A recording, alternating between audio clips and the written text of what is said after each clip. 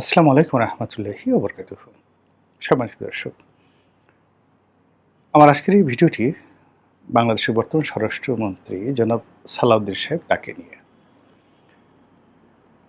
একটি শব্দ তার ব্যাপারে প্রশংসা বলতে যা বোঝায় সেটা করব না।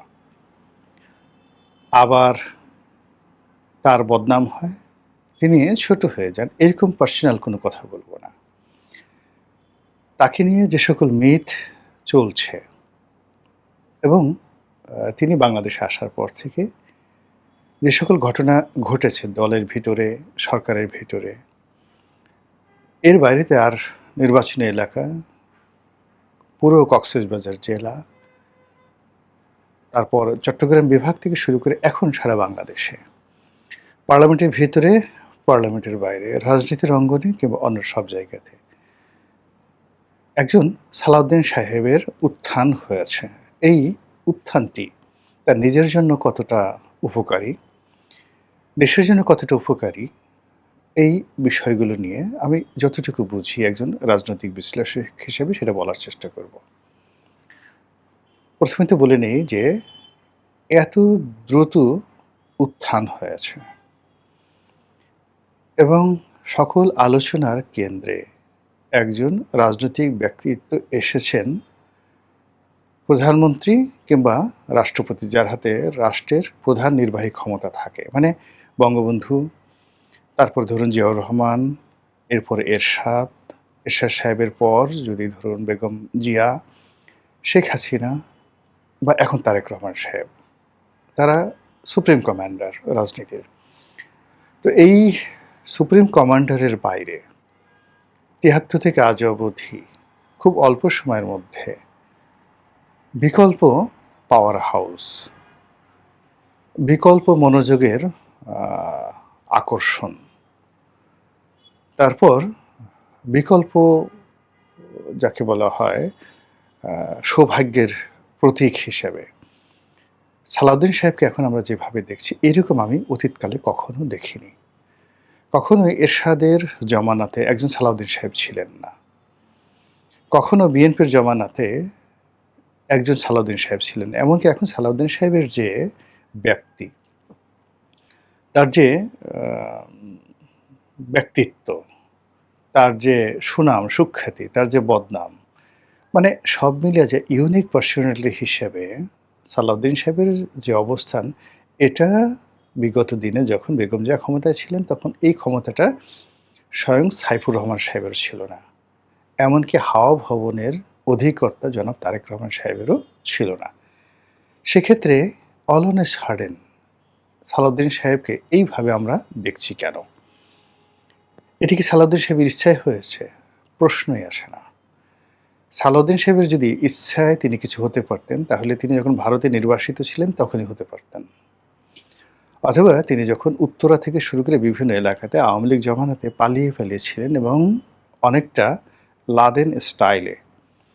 লাদেন স্টাইলে তিনি সংবাদ সম্মেলন করতেন, সেই সময়টাতে তিনি পারতেন। অথবা তিনি যখন এই বাংলাদেশে ইউনূস জমানাতে এসেছিলেন, তখনই তিনি এই কাজগুলো পারতেন। কিন্তু কোনো অবস্থাতেই মির্জা ফখরুল সাহেবের ব্যক্তিত্বকে অতিক্রম করে ইউনূস জমানাতে সালাউদ্দিন সাহেবের উত্থান হয়নি। আবার সালাউদ্দিন সাহেব ক্ষমতায় এসছেন। যদি কেবল হতে ক্ষমতায় একজন সালাউদ্দিন সাহেব বানানো যেত, তাহলে তো শহীদুদ্দিন চৌধুরী তার তো ক্ষমতা কম নয়। তাকে তো প্রধানমন্ত্রী অতিশয় ভালোবাসেন। মীর হেলাল, প্রধানমন্ত্রী যদি তরুণদের মধ্যে কাউকে সবচেয়ে বেশি ক্ষমতা দিয়ে থাকেন, পছন্দ করেন, ব্ল্যাংক চেক দিয়ে থাকেন, তিনি বিএনপি নেতা মীর নাসির সাহেবের ছেলে মীর হেলাল। তার পছন্দের ১ নম্বর তালিকায় সবচেয়ে ইয়াংদের মধ্যে মীর হেলাল। তারপরে মীর শাহে আলম আছেন। উনি প্রধানমন্ত্রীর স্নেহভাজন, তার প্রতিবেশী, সম্ভবত তার আত্মীয় হতে পারেন এবং এই মুহূর্তে সরকারের সবচেয়ে ক্ষমতাধর ব্যক্তি। এরকম আমি আরও কয়েকজনের নাম, আপনি সৌভাগ্য যাকে বলা হয় কাছাকাছি নিয়ে আসছে খুব দ্রুত, তাদের মধ্যে ধরেন আইনমন্ত্রী জনাব আসাদুজ্জামান আছেন। কিন্তু সালাউদ্দিন সাহেবকে নিয়ে যেটা হচ্ছে গত ৬ মাসে, ফেব্রুয়ারি, মার্চ, এপ্রিল, মে, জুন, জুলাই, এই ৬ মাসে জনাব সালাউদ্দিন সাহেবকে ঘিরে যা কিছু হচ্ছে, এটার অবস্থা দেখে মনে হচ্ছে বৃহস্পতি এবং মঙ্গল এ দুটো গ্রহ অ্যাবসোলিউটলি উনার ললাটে সেই তাদের যে রক্ততিলক, সেই রক্ততিলক এঁকে দিয়েছে। এবং বৃহস্পতি থেকে যে সকল আভা এই পৃথিবীতে আসে এবং কোনো মানুষকে রাতারাতি মহামানব বানিয়ে ফেলে, কোনো মানুষের মধ্যে এটা অলৌকিকত্ব দিয়ে দেয়, কোনো মানুষের মধ্যে একটা আলাদা ক্ষমতা দিয়ে দেয়। যে মানুষ কখনো কথা বলতে পারে না, বৃহস্পতির টানে সে পৃথিবীর সবচেয়ে সেরা বাগ্মী ব্যক্তিতে পরিণত হয়। যে মানুষ আজীবন কাপুরুষ ছিল, সে হঠাৎ করে জুলিয়াস সিজারের মতো সাহসী এবং শক্তিশালী হয়ে যায়। যে মানুষ নির্বোধ ছিল, কথা বলতো না, চুপচাপ থাকতো, তারা আলবার্ট আইনস্টাইন হয়ে যায়, তারা লিওনার্দো দা ভিঞ্চি হয়ে যায়, তারা রাজনীতির প্রফেসর হয়ে যায়, জাস্ট লাইক এখন সালাউদ্দিন সাহেবের মতো। সালাউদ্দিন সাহেব তো আমাদের দেশের নতুন কোনো ব্যক্তিত্ব নয়। এর আগে তিনি একাধিকবার সংসদ সদস্য নির্বাচিত হয়েছেন, বেগম জিয়ার এপিএস ছিলেন, ঢাকা বিশ্ববিদ্যালয়ের সবচেয়ে সেরা সাবজেক্ট, ঢাকা বিশ্ববিদ্যালয় কলা অনুষদের সবচেয়ে লুক্রেটিভ আকর্ষণীয় যে সাবজেক্ট সেটি হলো ল, আইন। সেখান থেকে তিনি এলএলবি অনার্স করেছেন, এলএলএম করেছেন। সঙ্গতি কারণে তার হয়তো অ্যাডভোকেটশিপ আছে, তিনি সেই অ্যাডভোকেটশিপ না নিয়ে তিনি বিসিএস করেছেন, সরকারি কর্মকর্তা হয়েছেন। আবার সেই সরকারি কর্মকর্তা উনি ১৯৮৮ সনে তিনি যে বিসিএস হলো সেখানে চান্স পেয়েছেন। তো ৮৮ থেকে ৮৯ সন পর্যন্ত, ধরেন ৮৯ সন পর্যন্ত ১ বছর তার ট্রেনিং লেগেছে। আর ৯১-তে তিনি বেগম খালেদা জিয়ার এপিএস হয়ে গেছেন।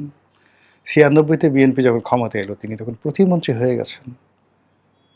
তো তখনও তো আমরা সালাউদ্দিন সাহেবকে চিনতাম, কিন্তু সালাউদ্দিন সাহেবের ওই সময়টাতে পার্লামেন্টের কোনো বক্তব্য, মানে মর্নিং সজদাতে, ধরুন আমি আগামীতে পার্লামেন্টে যাব কি যাব না, কিন্তু আমি যে প্রথম ভাষণটা পার্লামেন্টে দিয়েছি, সেই প্রথম ভাষণেই তো আপনি বুঝতে পারবেন যে এই ছেলেটা কি, কোন অবস্থায় আছে।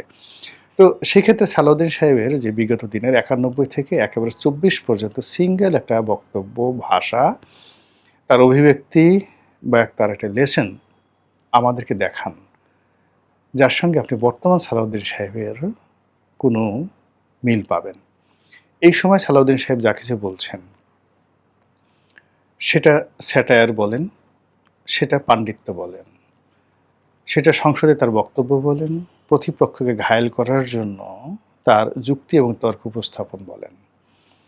সংসদের বাইরে রাজপথে তিনি যেভাবে তার নির্বাচনী এলাকায় কথা বলেন, কিংবা ঢাকায় প্রধানমন্ত্রীর সামনে যেভাবে কথা বলেন, মনে হয় তার ঘাড়ের উপরে জিন ভর করেছে, বৃহস্পতি ভর করেছে, মঙ্গল ভর করেছে, তার হাতে আলাদিনের চেরাগ চলে এসেছে, জাদুর কাঠি চলে এসেছে। তিনি যেখানে স্পর্শ করছেন সেখানে মুহূর্তের মধ্যে একটা আলোকের বিস্ফোরণ ঘটে যাচ্ছে। এটা কেন হয়, কি কারণে হয়? এটারও জ্যোতির্বিজ্ঞানে কতগুলো মানে লক্ষণ রয়েছে। অল অন এ সাডেন, মানে এখন এই যে বিএনপির লক্ষ লক্ষ নেতাকর্মীর মধ্যে হঠাৎ করে ৬ মাসে এমন একজন ব্যক্তি এলেন আমাদের সামনে, সালাউদ্দিন সাহেব। যেই সালাউদ্দিন সাহেবের কথার সামনে কেউ দাঁড়াতে পারছেন না। অথচ এই সালাউদ্দিন সাহেব দীর্ঘদিন আমাদের এই দেশেই ছিলেন, আমরা তার কথা কেউ শুনতে চাইনি। এই সালাউদ্দিন সাহেবের বুদ্ধি, প্রজ্ঞা, তার আইনের ব্যাখ্যা, তার যুক্তি সব কিছু ক্ষুরধার। এটা তো আগেও ছিল, কিন্তু আমরা কখনো শুনিনি। হঠাৎ করে এটা কেন এলো? ইসলামের ইতিহাসে আমি জাস্ট একটা ছোট্ট উদাহরণ দিলেই আপনি বুঝতে পারবেন। সব কথা সব ব্যাপারে বলা যায় না। হযরত উমর ইবনুল খাত্তাব, তিনি একজন আরব বেদুইন বীর, সাহসী, স্ট্রেট ফরওয়ার্ড। কিন্তু মক্কা মদিনার যে সাধারণ জীবনযাপন, সেই সাধারণ জীবনযাপন তিনি করতেন, ভেড়া চড়াতেন। আর এর মধ্যে আরবে যে কজন বীর ছিলেন, সাহসী মানুষ ছিলেন, তাদের মধ্যে ধরুন আমির হামজা, তাদের মধ্যে উমর ইবনুল খাত্তাব, খালিদ ইবনে ওয়ালিদ, মানে এই মানুষগুলো ভীষণভাবে সমাজে পরিচিত ছিলেন। তো সেক্ষেত্রে উমর ইবনুল খাত্তাব তার যে ডেস্টিনি, সেই